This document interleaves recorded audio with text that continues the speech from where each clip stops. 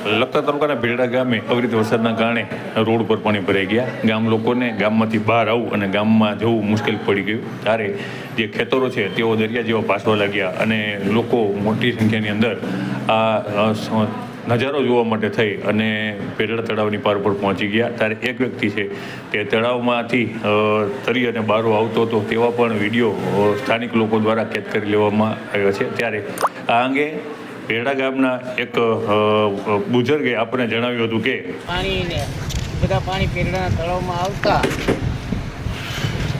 તળાવમાં પાણી નહીં હમાતા પાણી એટલું વધી ગયું કે રોડ પરથી ઓવરફ્લો થવા માંડ્યું અને લગભગ 80 થી 90% જેવી જમીન ફૂટમાં જતી રહી એવું